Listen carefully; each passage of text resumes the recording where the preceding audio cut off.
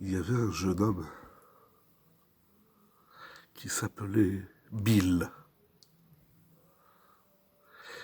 Bill,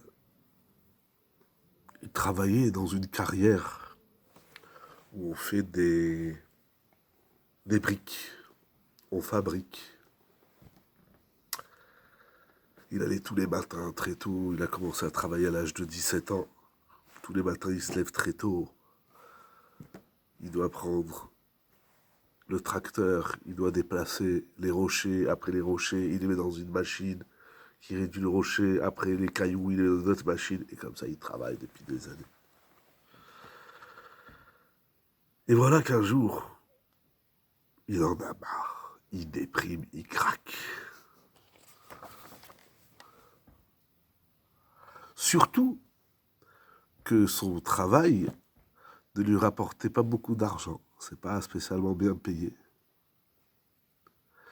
Et il a dit, il y a quelque chose qui doit changer dans ma vie. Je ne vais pas toute ma vie travailler dans une carrière à fabriquer des cailloux et à couper des cailloux et à faire des briques. Je peux plus. Je veux être un homme riche. Et je veux, comme les riches, avoir une belle maison, une belle voiture, etc. La vie tranquille. Et tous les jours, il pense à cela, qu'il aimerait bien changer, qu'il aimerait bien avoir une vie plus agréable, plus riche. Mais il n'avait pas des études, il n'avait pas de diplôme. Et très petit, son père, il l'envoyait à la carrière travailler. Et donc tous les jours, mais il a sa petite pensée en tête. Et voilà qu'un jour,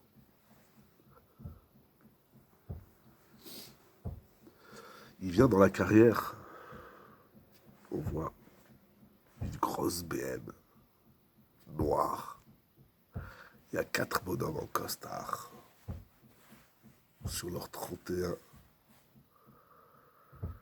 qui, qui sortent de la voiture et ils demandent à rencontrer le patron.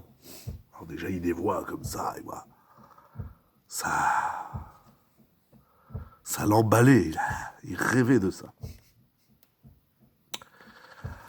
Il s'adresse à lui, à Bill. Il dit, vous êtes travaillé ici? Oui. Il dit, où il est, monsieur un tel, monsieur Bertrand? Il dit, mais monsieur Bertrand, c'est le patron. Il dit, oui, oui, on a rendez-vous avec le patron. Comme il était un peu curieux, il leur dit, ah bon, vous avez rendez-vous avec le patron? Mais en quel honneur? Il lui dit, parce qu'il a mis la carrière, son usine en vente, et ça nous intéresse. On vient voir si il veut bien vendre, et on va parler avec lui. Il dit, ah bon? Oh, il se dit, moi, j'aimerais être riche et racheter cette carrière. C'était son rêve d'enfant.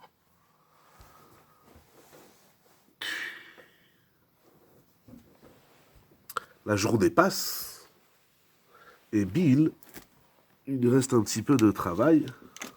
Un petit peu de travail. Il est dans son tracteur et tous les ouvriers rentrent. Lui, il lui reste un petit peu de travail. Bon, il est dans son tracteur. Mais il travaille, il est amer et il est déprimé. Il arrête la machine, il s'assoit bien sur son tracteur et il commence à rêver de sa vie de riche. Et il s'endort. Il a un coup de barre, il s'endort. Et il commence à rêver. Dans ses fantasmes, il rêve. Il fait un rêve qu'il est propriétaire d'une grande villa, grandiose, qu'autour de lui se trouvent des dizaines de servantes, de serviteurs qui lui servent à boire, à manger, qui lui allument un cigare, etc. Et qu'ils attendent ses ordres. Et toujours dans son rêve, il dort sur le siège de son gros tracteur. Et sur la table, des liasses de billets. Et il se délecte à compter ses billets, à boire du whisky, de la vodka.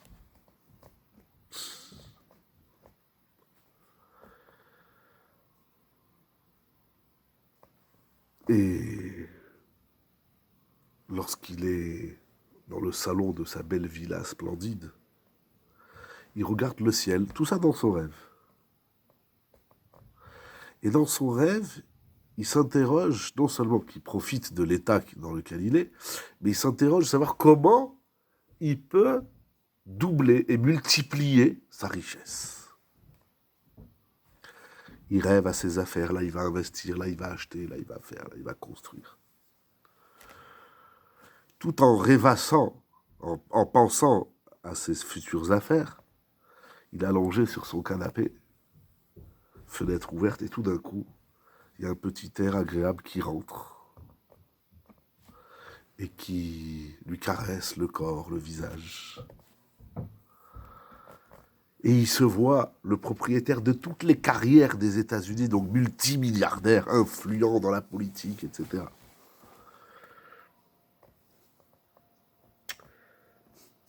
Et donc il pense à ses affaires, futures affaires.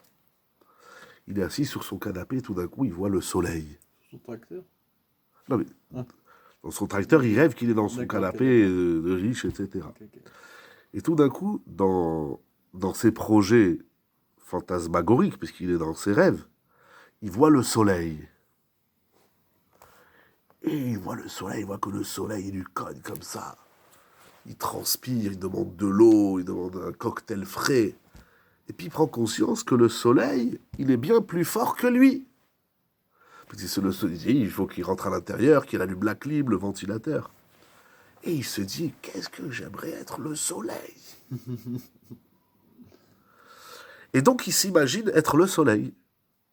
Et donc, dans son rêve, dans le rêve qu'il est en train de rêver, il se dit, je suis le soleil, c'est moi qui donne au monde l'énergie, la lumière, qui réchauffe les endroits frais, qui fait fondre toutes les glaces du monde comme ça, il abonde la planète d'eau fraîche. Et tout d'un coup, il n'y a plus le soleil. Il n'y a plus de soleil. Il lève les yeux, il y a les nuages. Il dit donc les nuages, ils sont plus forts que le soleil. J'aimerais être un nuage. Et tout d'un coup, il se voit nuage, un beau nuage blanc qui avance agréablement dans le ciel et qui voyage d'un côté à l'autre. Et dans son voyage de nuage, il voit qu'il y a un endroit, il ne peut pas rentrer. Le nuage, il n'arrive pas. Je me dis, qu'est-ce qui se passe? Et oui, le nuage, quand il survole l'Europe, tout d'un coup, il y a un vent, il remballe le nuage. Alors il dit donc le nuage, il est plus fort que... Pardon, le vent, il est plus fort que le nuage. Qu'est-ce que j'aimerais être le vent? Et il s'imagine qu'il est le vent. Et c'est lui qui fait envoler le linge qui est accroché. C'est lui qui fait les tempêtes. Et il se sent plus puissant que le nuage et plus puissant que le soleil. Et rien ne peut tenir devant lui. Là où il va, il souffle. Et il y a des tempêtes. Mais il voit qu'il y a un endroit que le vent, il est coincé. Et là, tu vas comprendre l'histoire. Il voit que le vent, il souffle, mais il ne peut rien faire. Qu'est-ce qui se passe? Il se passe que devant le nuage, il y a un grand rocher. Mais il se dit, alors le rocher, il est plus fort que le vent. Qu'est-ce que j'aimerais être un rocher? Et tout d'un coup, dans son rêve, il se voit qu'il est le rocher que personne ne peut bouger. Et il rêve du rocher qu'il a, il voit un grand rocher, un beau rocher. Et il est là, il est là. Mais tout ça, notre cher Bill, il est assis dans son tracteur, en train de dormir. Et tout d'un coup, il entend, « Allez, Bill, lève-toi, va travailler, va travailler. » Il sursaute, il fait, « Où je suis ?» Il ouvre les yeux, et qu'est-ce qu'il voit devant lui? Le grand rocher qu'il a vu dans son rêve. Et c'était un autre employé qui n'avait pas fini son travail et qui lui dit, « Bill, allez, au lieu de dormir, finis ton travail, prends le rocher, mets-le dans la machine, fais-en des cailloux et fais-en des briques. » Et il se dit, « Mais alors c'est incroyable. Ça veut dire que moi, je suis plus fort que le rocher. Puisque je peux prendre un grand rocher et le mettre dans la machine, le broyer et faire des briques, etc. Tu as compris l'histoire? Il les dit, mais alors moi, je suis plus fort que le rocher, qui est plus fort que le vent, qui est plus fort que le nuage, qui est plus fort que le soleil, qui est plus fort que tout. Donc qui c'est qui est plus fort que tout? C'est moi. Ah ok, je ne suis pas l'homme le plus riche de la planète, mais j'ai le pouvoir, l'homme il a le pouvoir de se surpasser et de ne pas attendre que des opportunités se présentent et s'offrent à lui, puisque l'homme, il a de l'énergie, plus que toutes les énergies, de l'inerte, du vent, de l'air, même du soleil. Parce que le soleil t'étape dessus, tu fermes le volet, tu dis au soleil, c'est moi que je commande. Il a compris que sa vie, elle était entre ses mains.